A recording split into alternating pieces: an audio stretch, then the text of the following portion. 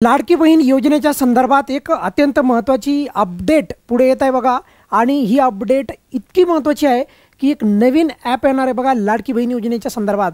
बरोबर ऐकलं आहे तुम्ही, नवीन ॲप येणार आहे लाडकी बहीण या योजनेच्या संदर्भात। आणि हे नवीन ॲप इतकं महत्त्वाचं असणार आहे, या ॲपच्याद्वारे बघा बऱ्याचशा लाडक्या बहिणींना लक्षात ठेवायचा फायदा पण होणार आहे आणि काहींना नुकसान पण होणार आहे।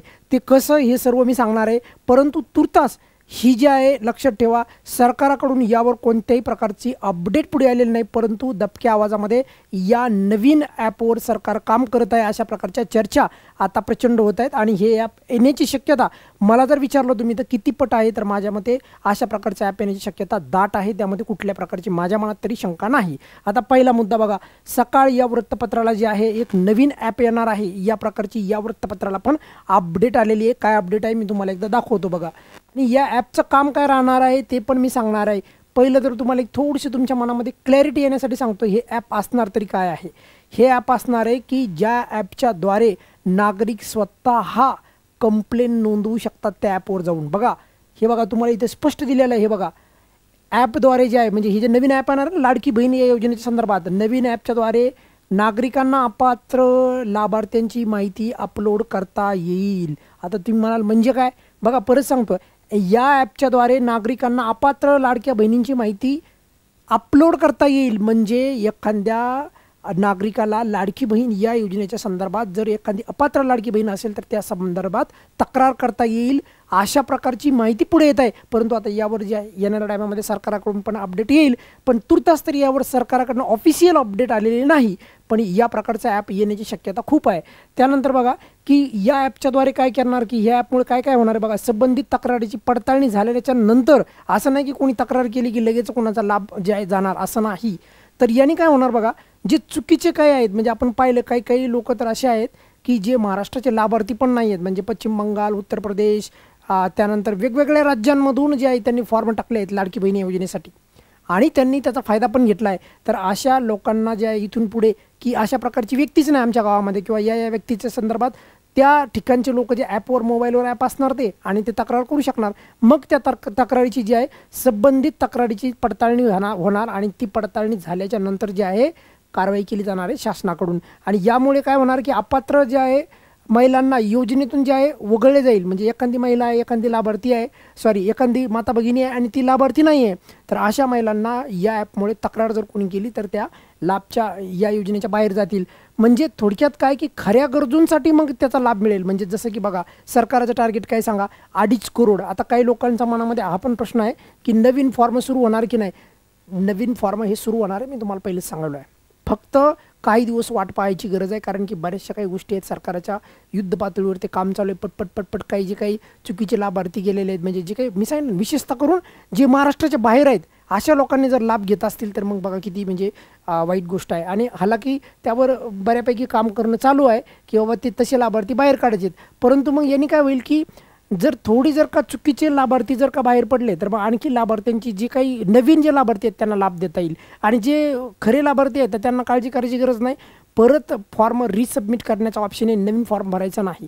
कोणी तुम्हाला सांगत असेल, मला विचारतायत बघा काही लाडक्या बहिणी की सर नवीन फॉर्म भरायची गरज आहे का, अजिबात नाही आहे। एका व्यक्तीने एकच फॉर्म भरायचा आहे, एका व्यक्तीला एकदाच फायदा मिळतो।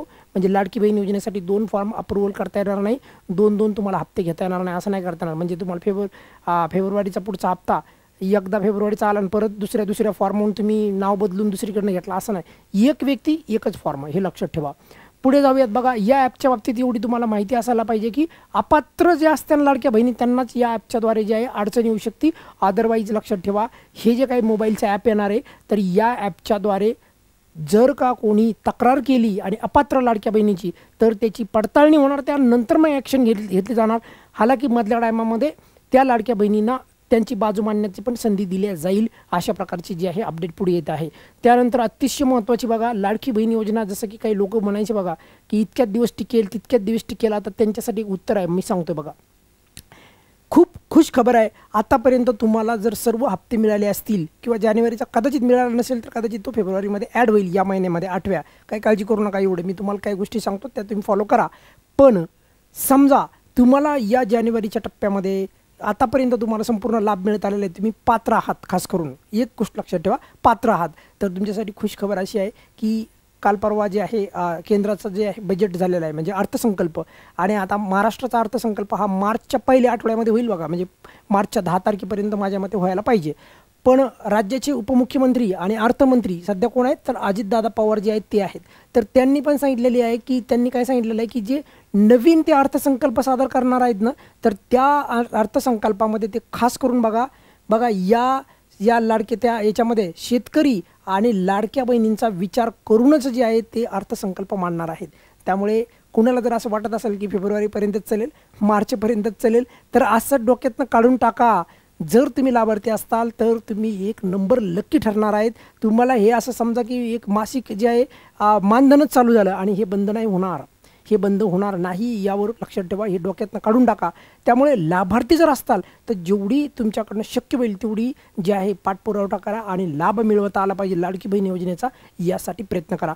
तुर्तास लक्षात ठेवा, ही चांगली खबर ही आहे की अर्थसंकल्पामध्ये आणि कदाचित माझ्या मते लक्षात ठेवा की जे आता सध्या 1500 रुपये मिळालेत ना आपल्याला, तर हे 1500 रुपये वाढून 2100 रुपये मिळणे पण सुरू होईल. पण त्यासाठी आपल्याला एप्रिल म्हणजे मार्चमध्ये तरतूद होईल आणि एप्रिल महिन्यापासून म्हणजे एप्रिल महिन्याचा जो हप्ता आहे तो 2100 रुपयापर्यंत आपल्याला मिळू शकतो. त्यामुळे काळजी करायची गरज नाही, ती खूप खुश खबर होईल. आणि लक्षात ठेवा, म्हणजे येणाऱ्या टायमामध्ये आत्तापासून चालू आहे चर्चा की बजेटमध्ये लाडकी बहिणी योजनेचं जे आहे तरतूद ही मोठ्या प्रमाणामध्ये होणार आहे. आणि खास करून लाडक्या बहिणी ह्या खूप म्हणजे त्याला आपण म्हणूयात की केंद्रबिंदू असणार आहेत संपूर्ण गोष्टींचं अर्थसंकल्पाचं. त्यामुळे कोणीही काही काळजी करू नका. राहिला मुद्दा ह्या ॲपच्याद्वारे तुम्ही असं म्हणाल की सर काय नवीन नवीन गोष्टी येत आहेत, तर बघा ॲपचा काहीही कुणाला अडचण येणार नाही. अडचण कुणाला येणार की समजा एखाद्या गावामध्ये ती लाभार्थीच नाही आणि त्या लाभार्थीच्या नावाने पैसे घेतले जात असतात, तर मग गावामधल्या लोकांना दिसणार किंवा एखाद्या नागरिकाला दिसणार, किंवा एखादी अपात्र लाडकी बहीण आहे आणि एखादी पात्र लाडकी बहीण आहे, बिचारीला भेटत नाही. मग जी पात्र आहे तिला भेटायला पाहिजे की नाही, तुमचं काय म्हणणं आहे? पात्र लाभार्थीला भेटायला पाहिजे ना,